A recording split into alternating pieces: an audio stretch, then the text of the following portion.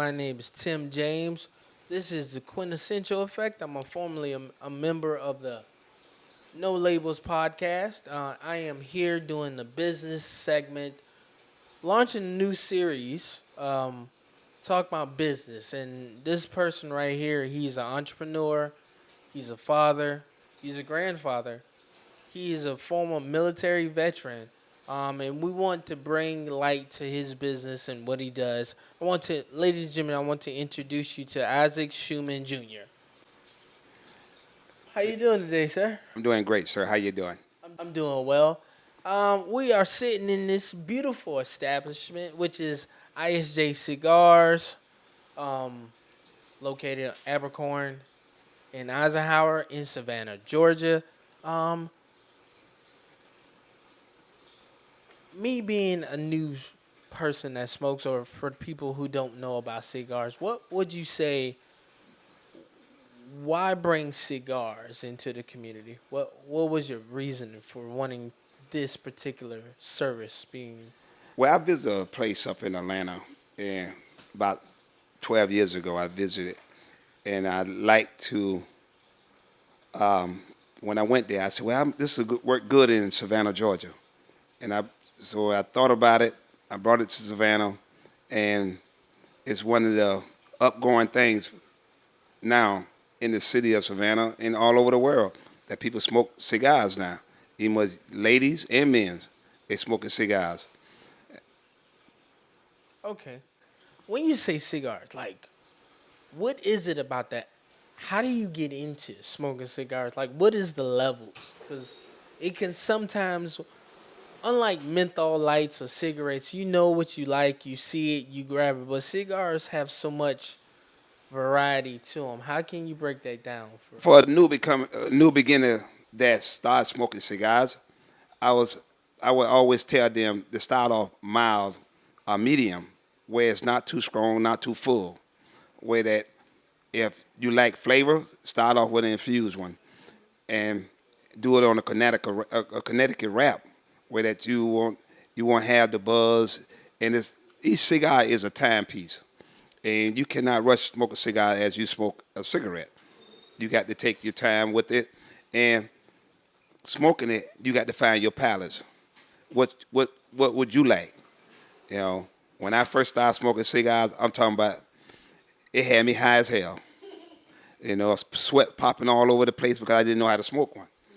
But as time went on, I learned how to smoke one. And what a cigar do to you, it relax you. Whatever you're thinking in your mind or whatever going on, you can sit on your back patio, sit on your porch, sit whatever you want to sit at to smoke one and enjoy one.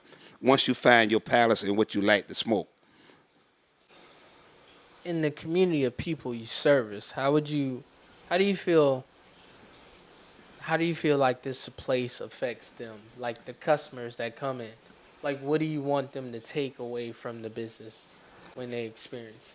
First, when a person walk into my business, I want them to feel comfortable. I want them to like the business, and and I give them good customer service, and that's all that count about a business is giving customer good customer service, and introducing them to some cigars that they don't know about, or anything like that, and telling them about the cigars.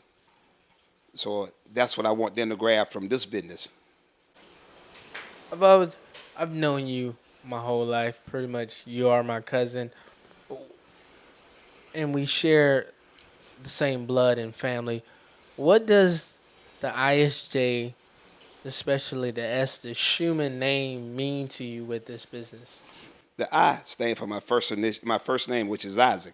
The S stand for Schumann, and the J stand for Junior.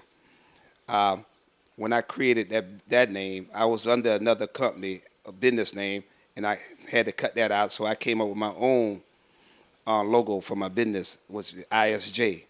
And most people don't know me about ISJ. They know me by my first name or my last name. But I am the owner of it, and I think it's gonna grow long term, long ways. I've been in business over 6 years now with this name, and I just introduced and brought a new person into the business, which is my cousin, and he helping the business grow faster and faster, which is great. You know, yeah, The beautiful thing about it is sometimes we don't know what we're a part of, and the fact that this is my family's last name, I'm getting a deeper understanding of longevity and generational wealth with this. You letting me come into, and I'm understanding what we can build and what we can share. What is your perspective on, because you have multiple businesses, what is your perspective on building that generational wealth? Well, my perspective on building it is helping it to grow, help any family member of mine to grow out to open up their own business under my company, or they want to get their own company. So I do whatever it takes to help them to build one and help this one to grow. Um, you, where did your work ethic come from and your business mindset come from? Well, my business mindset and my work ethic came from my grandparents, my dad, and my mother. You know, I was started working when I was at 11 years old, doing stuff for the neighborhood. And I always put in my mind that I wanted to be a entrepreneur. I wanted to own my own business. I never wanted to work for anyone. So I started working towards that. And God brought me this far. God helped me through it. Like he said earlier, I'm an entrepreneur. I own several businesses, and I'm still growing. You speak of faith, and how has God entered your life and helped you and added value to everything that you do in your business and family? Before I open up, before I do anything, I always pray about it and I talk to God about it, and He lead me the way to go. So I put my trust in Him. And my favorite saying, everything I put my name on always turn to gold. So whatever I touch, it's turned to gold. And I have that faith in Him to help me grow and to help me pushing. So, and I try to install that into other people. Once you put God first, you're going to make it. And just like I say, I have other several businesses and they doing well.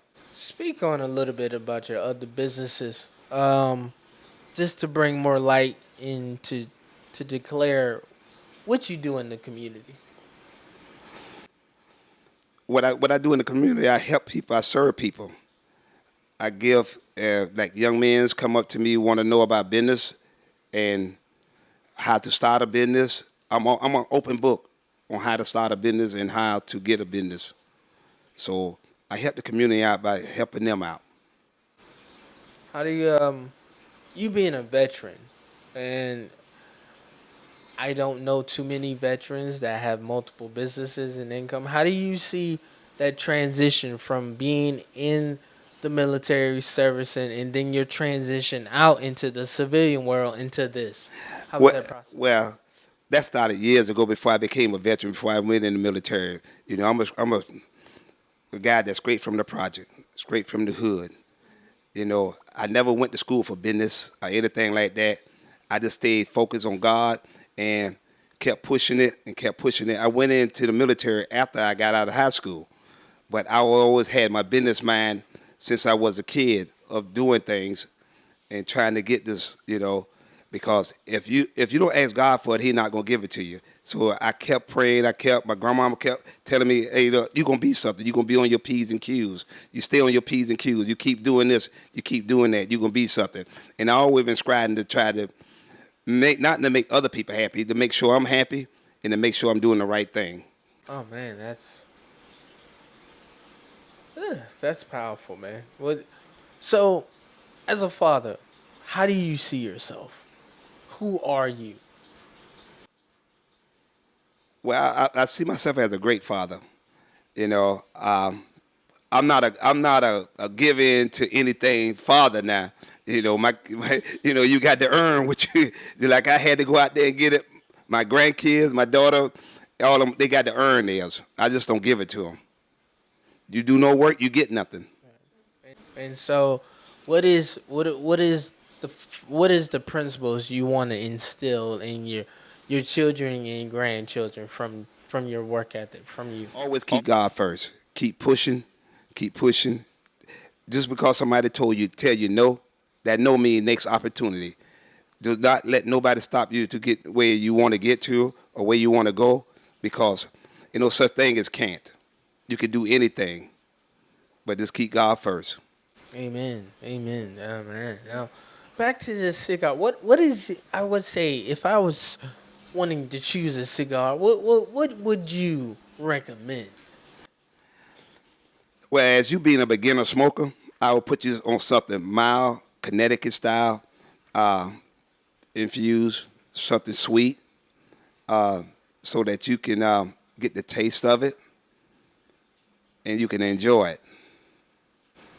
What what would you say the benefits of smoking a cigar versus smoking a cigarette or a black and mild?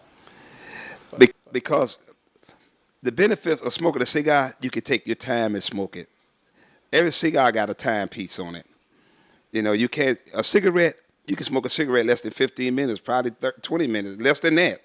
But a cigar, you can't do that. You can sit there and enjoy it. You can sit there and enjoy it, have your nice wine or whatever you like to drink, and let everything that goes in your head go up in smoke. A cigarette, you're going to be firing one after another. Well, I can honestly say I think I like cigars better. Have you gotten to the point where you match your cigars with different liqueurs or wines, or even food, even? No, I haven't got to that far because I'm not a drinker like that. Just like I say, if I drink two Heineken, I'm done. so, so I'm not a drinker. It depends on how I feel, or what I want to smoke, or what I want to drink. But I'm not, I don't match it up like other cigars do. People do. No, I don't do that. How you said earlier that you like to teach and to serve. How many young men, young black men, young men, or doesn't matter the color, come to you and try to glean from the wisdom you have? I have several people, several young men, and see, I like to talk about business, and I like to give people my idea because where I came from, I never went to school for business. I went to school to be a doctor, and I stopped doing that.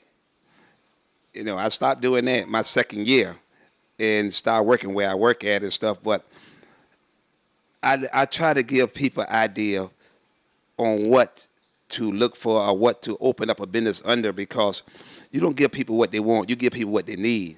And they come to me for ideas, and I tell them, hey, look, get this, get that, or whatever. And I like teaching them how to get a business and how to become a business owner. Have you seen some of your teachers and some of the people that come up to you actually acquire that dream or knowledge of becoming successful businessmen or women?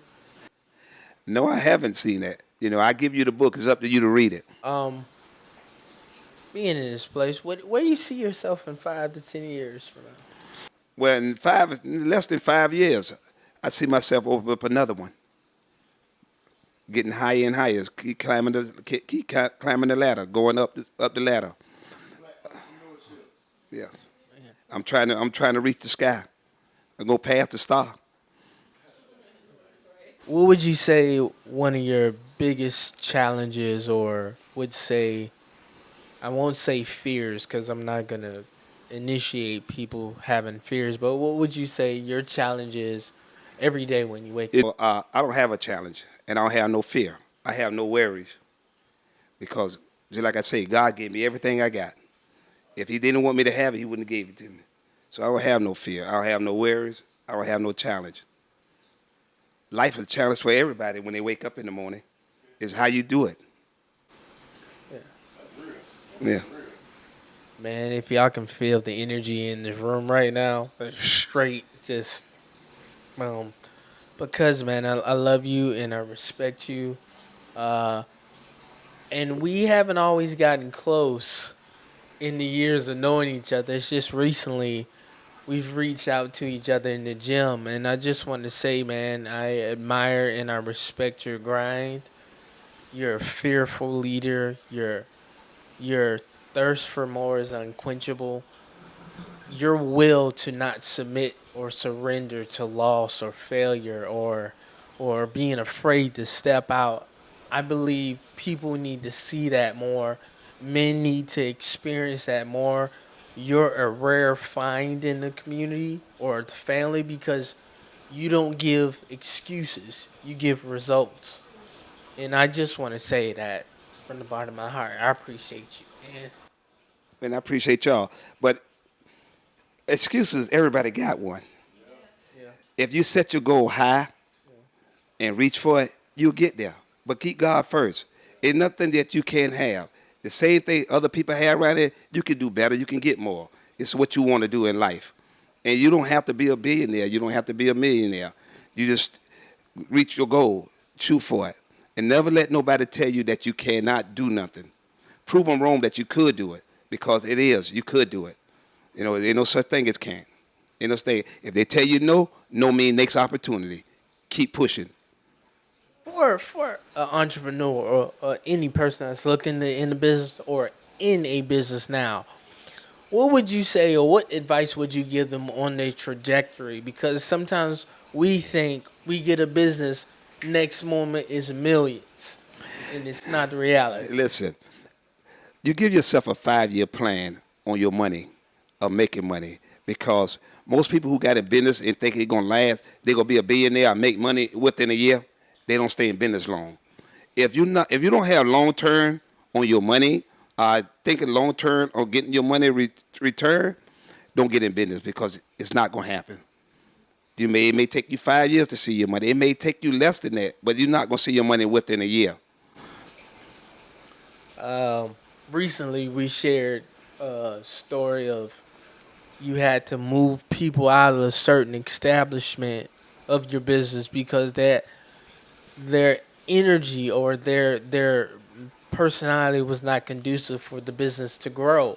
How important is it to hire the right people or have the right people? And Well, in business, you're never gonna hire the right people, because the one that you think that's right is gonna be the wrong person. And sometimes you just got to pray about it and help God to help remove the person. And the person that I got rid of had so much negative vibes that I could feel the negative. When I got rid of him, the negative left the building. My sales went up, my business went up. People started coming, people started liking the place, and I loved it. So sometimes you never hire the right person. awesome. So people, that's go to God first before you do anything. Keep God first. Keep praying. Keep understanding. Have a mindset of learning. My cousin and I try to learn everything I can from him because you'll find people that's willing to teach, and no matter where they are, if you're hungry enough, you'll listen. Um, so tell them where they can find us, Where they can find me, I find them. Find what? or where they can find you, or where to find the building. Well, they can find a business at, they can Google me at 7303 Abercorn Suite G under ISJ Cigars. They can give me a call at 912-220-5695. All right, I want to say thank you, cuz man. This has been a beautiful interview. I've learned a lot. For everybody that's listening, shout out to ISJ Cigars. Come try it. Come get you a smoke. Come get the feeling of the building and the atmosphere, and come lounge. Come exhale and be around like-minded individuals where you talk about business, family, or you just shooting the breeze. But okay, it's 7303 Abercorn Abercorn Suite Street, G. Sweet G. Okay, right. I'll be here. He'll be here. Come check us out, man. And this is wrapping up with the quintessential effect where we talk about class and status of life. And you've learned from somebody whose life is definitely of quintessential value, man. So we thank you, Isaac Schumann Jr., for sitting with me today, cuz. I love you, man, and keep prospering, man. Hey, I appreciate y'all. Thank you for having me on. Thanks.